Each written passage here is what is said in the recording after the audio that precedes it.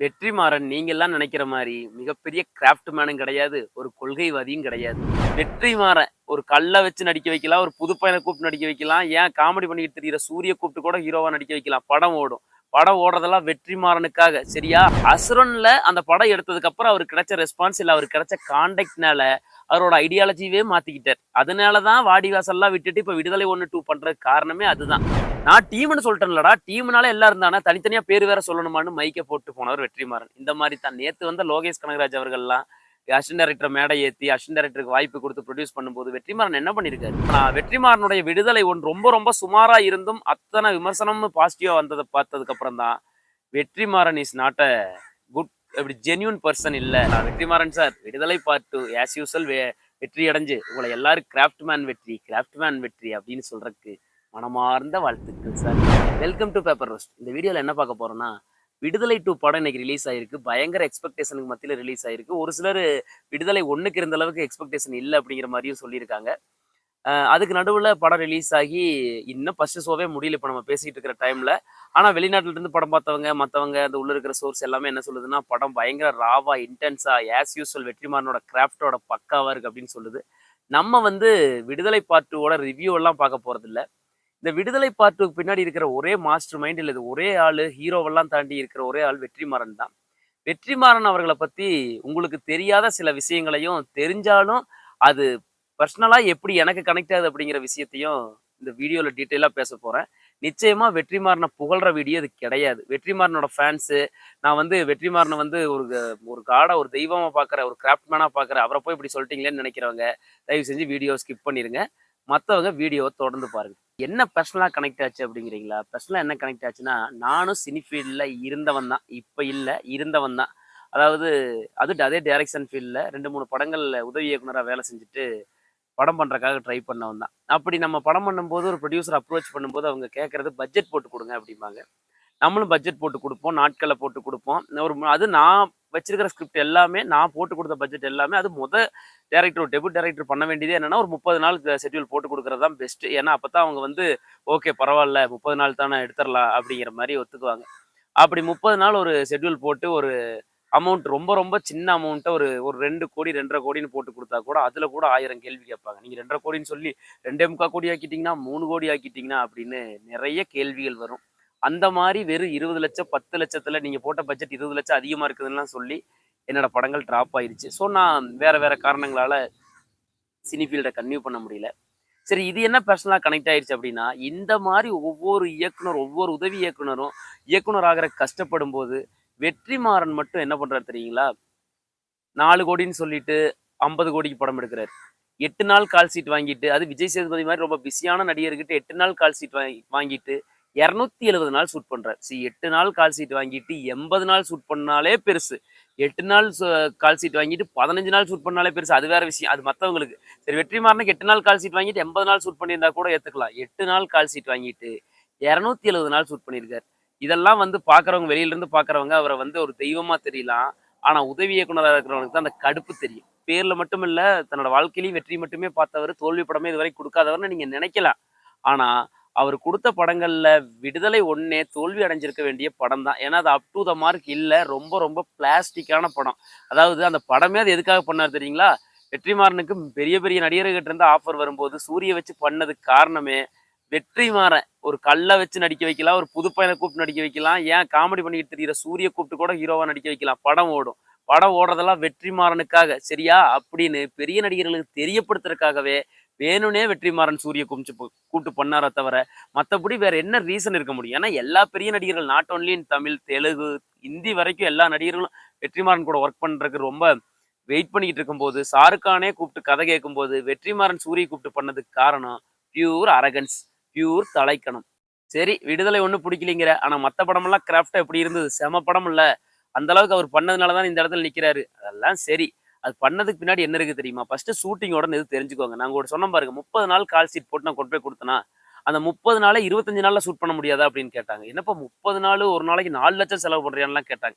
இந்த மாரி கேள்வி வரும்போது, இவருக்கு மட்டும் எப்படி வந்து எப்படி ஒரு அ எப்படி குடுக்குறாங்க தெரியுங்களா? நீங்க ஒரு 80 நாள் சொல்லிட்டு 100 நாள் ஷூட் பண்றதோ, 4 கோடி சொல்லிட்டு 40 கோடி ஷூட் பண்றதோ கூட விட்டுருங்க. அது கூட 2வது. என்ன பண்ணுவாரு தெரியுங்களா? ஒரு சீக்வன்ஸ் எழுதுவார். அதை ஷூட்டும் பண்ணுவார். ஷூட் பண்ணிட்டு அது சும்மா ஒரு நாள் கிடையாது. ஒரு ஷெட்யூல் போட்டு ஒரு திண்டுக்கல் போறாங்கன்னு வச்சுக்கோங்க. திண்டுக்கல் போய் ஒரு ஃபாரஸ்ட்ல ஒரு 15 நாள் ஷூட் பண்றாங்க. ஒரு 20 நாள் ஷூட் பண்றாங்க. பண்ணிட்டு வர்றாங்க. வந்து எடிட்டிங் டேபிள்ல அத போட்டு பார்ப்பார். எடிட் பண்ணி பார்ப்பார். சாட்டிஸ்ஃபை இல்ல. மொத்தமா டெலீட் பண்ணிருங்க. மொத்தமா தூக்கிருங்க. ரீஷூட் அப்படின்றார். அதாவது அந்த 20 நாளும் மறுபடியும் ரீஷூட் செய்யப்படும். அப்புறம் இன்னொன்னு பண்ணுவார். இதே மாரி என்ன பண்ணுவாரு, ஷூட் பண்ணிருவார். ஷூட் பண்ணிட்டு எல்லாத்தையும் போட்டு பார்ப்பார். போட்டு பார்க்கும்போது, இல்ல நல்லா இல்ல. இந்த இடத்துல சிரிச்சிருவான். இந்த இடத்துல வந்து கிரிப்பிங்கா இல்ல. அப்படின்னு என்ன பண்ணுவாரு, கதையவே மாத்தி எழுதுவார். கதைய வேற கதை எழுதிக்கிட்டு மறுபடியும் ரீஷூட் போவாங்க. அதுக்கும் ப்ரொடியூசரு பேசாம இருப்பாங்க. ஏன்னா, அவரு வெற்றிமாறன். இதெல்லாம் என்ன கிராஃப்ட் மேனு? இதுக்கு பேரு தான் கிராஃப்ட் மேனா? இது யாரு வேணாலும் பண்ணுவானே! நமக்கு தெரிஞ்ச கிரிக்கெட்ட வச்சே ஒரு எக்ஸாம்பிள் சொல்றேனே. ஒரு யார்கர் பால் போடுறாங்க. பேட்ஸ்மேன் அவுட் ஆயிடுறாரு. சரிங்களா? வெளியில வந்துரணும். அவ்வளவுதான். அடுத்த மேட்ச் தான்.